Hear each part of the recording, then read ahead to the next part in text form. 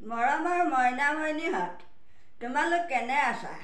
তোমালোকৰ কুশল মংগল জানিব পাৰিলে মই বহুত সুখী হওঁ। বুজি পাইছানে?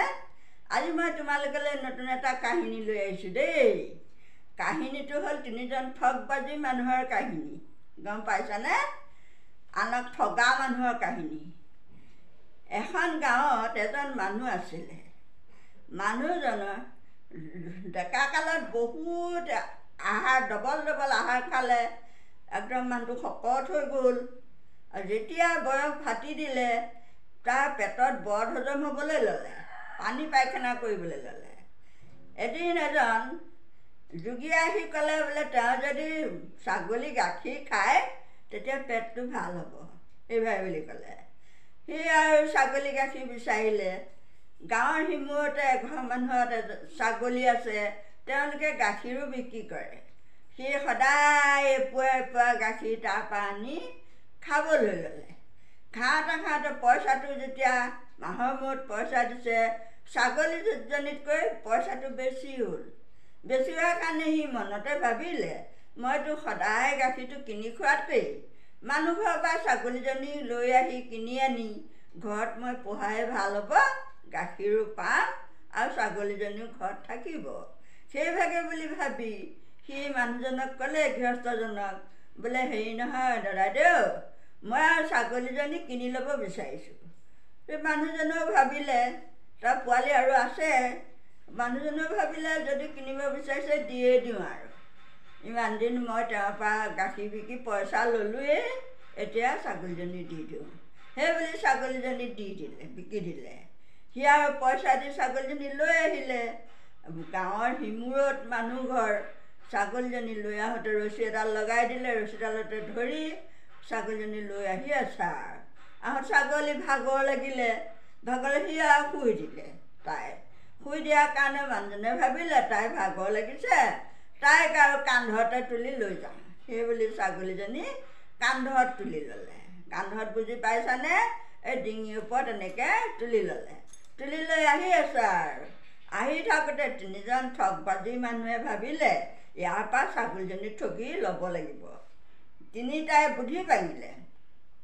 বুদ্ধিটো এনেকুৱা কৰিলে, তই কবি এইটো কুকুৰ বুলি কবি, আৰু সিটোকো ক'লে তইও কবি। অলপ আঁতৰত তিনিওটাই ৰৈ থাকিলগৈ। প্ৰথমটোৱে ক'লে, অ' ৰাইজ চোৱাহিচোন চোৱাহি, সেই ৰাইজ সব ওলাই আহক, এই মানুহবোৰে ওলাই আহিবে। এই মানুহটোৱে ইমান ক'ব নোৱাৰি, কুকুৰজনী কান্ধত তুলি কেনেকৈ লৈ আহিছে চাওক, সি আহক। এনেকুৱা বুৰ্বক মানুহ দেখা নাই দেই। সেই প্ৰথমটোৱে তেনেকৈ ক'লে। সিয়ে মানুহটো আৰু ছাগলীজনী কাণতে লৈ আহি আছে। আকৌ দ্বিতীয়টো ঠগে পালে।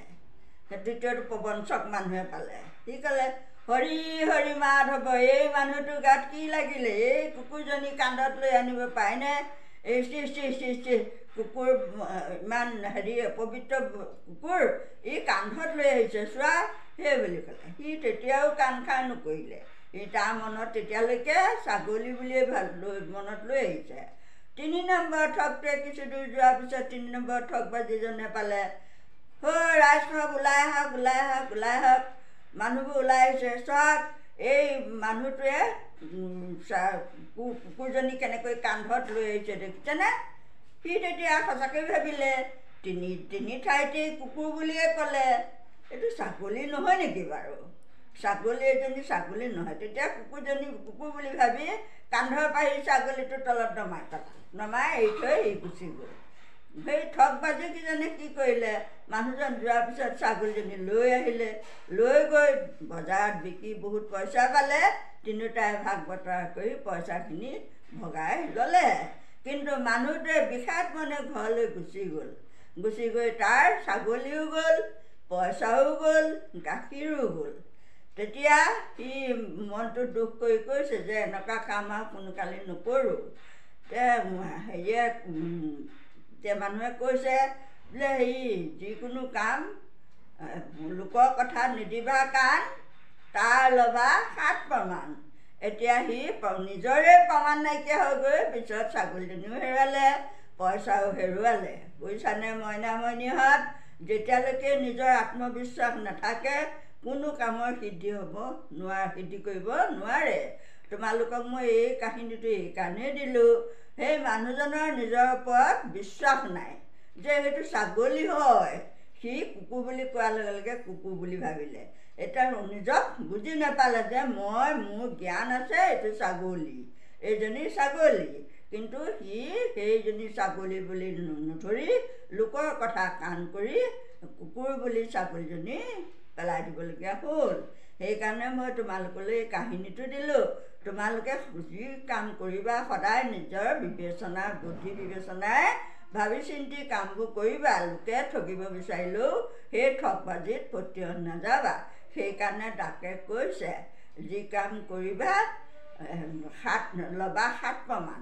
7টা প্ৰমাণ লোৱাৰ পিছতহে লোকৰ কথা নিদিবা কাণ, তাৰ ল'বা 7 প্ৰমাণ। 7টা প্ৰমাণ ল'বলৈ দিছে, তেতিয়াহে লোকৰ কথাত কাণ দিবলৈ কৈছে।